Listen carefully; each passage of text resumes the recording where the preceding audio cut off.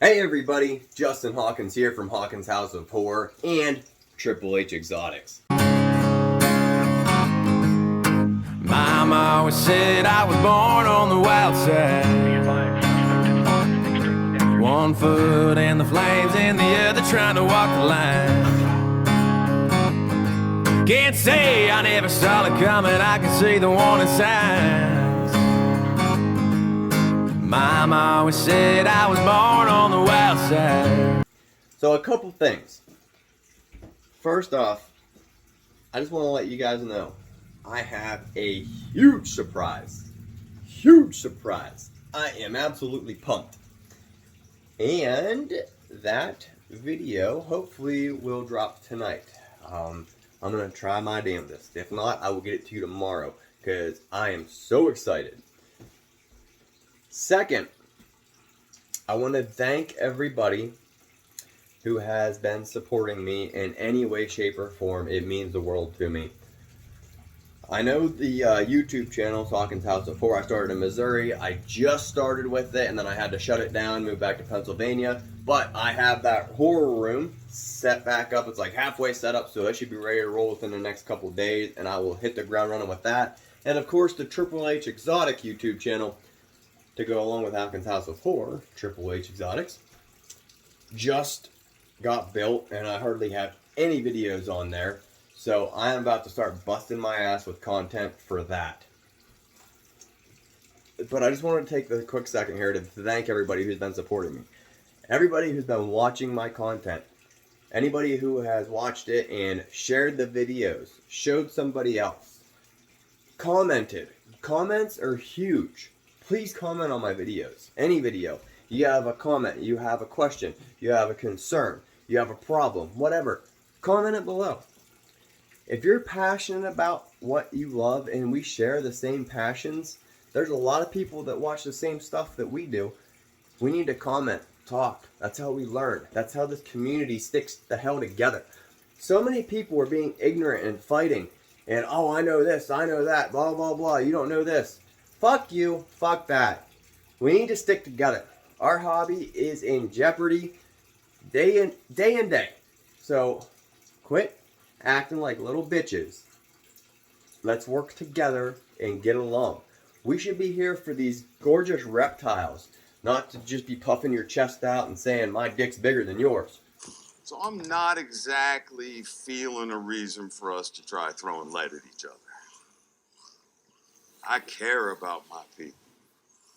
I don't want to just march them into the line of fire because I want to play my dick is bigger than yours. It is. We both know it.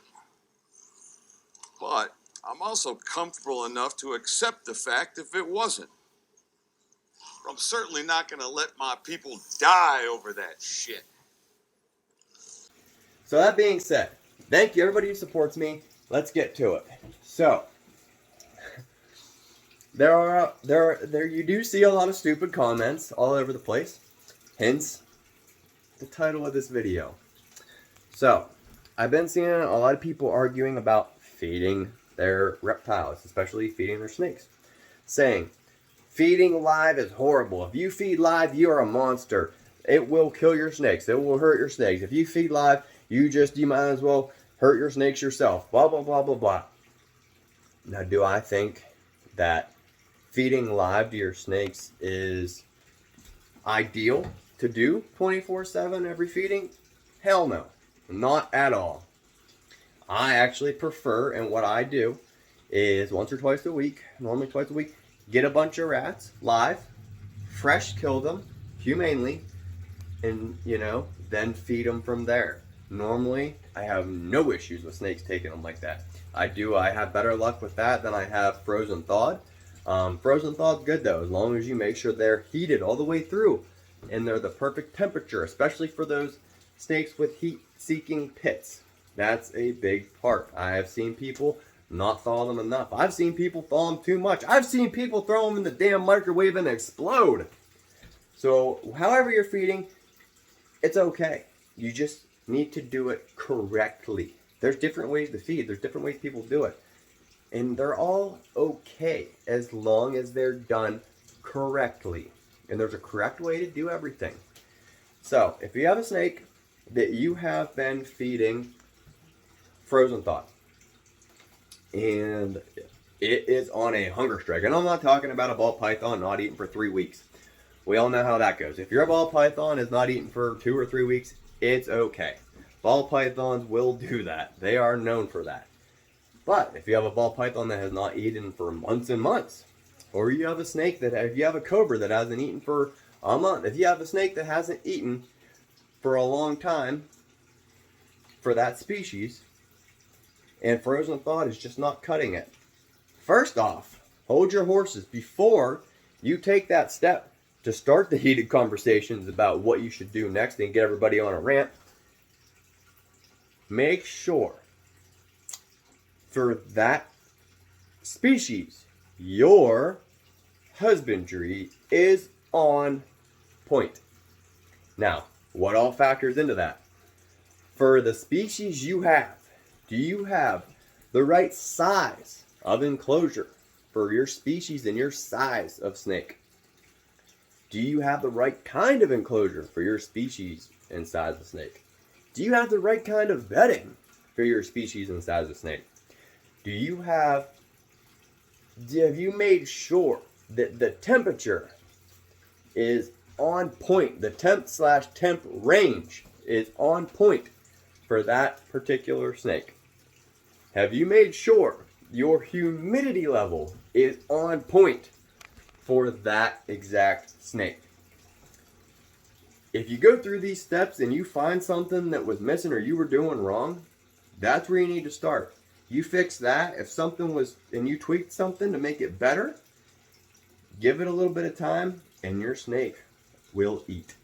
Now, if everything's perfect, you know what you're doing, and all that stuff is indeed on point, now you figure out what you need to do. Now, everybody says, oh, you can't feed live because it'll kill your snake. It'll gouge your snake's eyes out.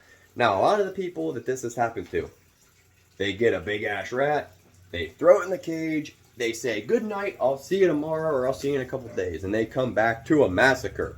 Well, no shit. Of course you do.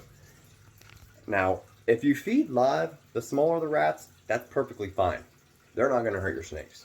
Rat pup, pinky, pup, weaned, most of the time, you're going to be okay. But when you get up to bigger rats, smalls, medium, larges, of course, there is risk. There is. I'm not saying there's not. There is 100% risk that it'll scratch your snake. It'll gouge your snake's eyes out. If you leave it in there for night or days, it can possibly kill your damn snake. I am not denying that. But if you do it like an intelligent human being with a little bit of common sense and do it correctly, there won't be any issues. Now, the way you do this, you take the snake that will not eat. You put the rat in there. You step back and watch it. Observe it. See how it's going. And if some shit starts to go south, be standing there with some tongs or long tweezers or a pair of these. That way, if it starts scratching your snake, you can grab its little leg or put this in between them and push a little bit until the snake does its job. If it's biting your snake, you can grab its mouth or push its mouth away from the snake until the snake finishes its job. It is literally that simple. Now, if you have a snake, you throw it in there and it does not eat it and you're standing there forever, take it out. Take it back out and try again later or in a couple days. Do not leave it in there because that is when shit goes south. A lot of people are getting bad raps because they feed live. Most of the successful people that feed live are doing it correctly. So before you run your mouth, do a little more research. That's all I ask.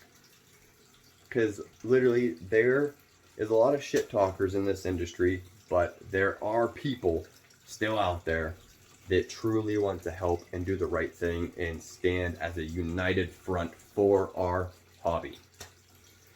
So, that all being said, if you try live, there is one other thing too. If it doesn't eat regular live, if you're feeding mice or rats, you can go to African soft furs. Those are like candy to snakes. Don't ask me why. I don't know. I'm not a snake. I've never eaten an African soft fur. I've never eaten a rabbit mouse. So I don't know.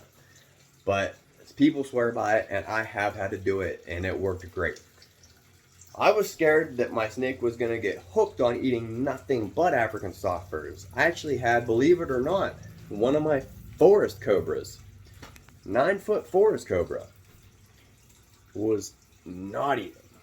Big hungry strike. I tried everything, tried live. I got African soft furs, threw one in there. A couple minutes goes by, bam, tagged it, ate it.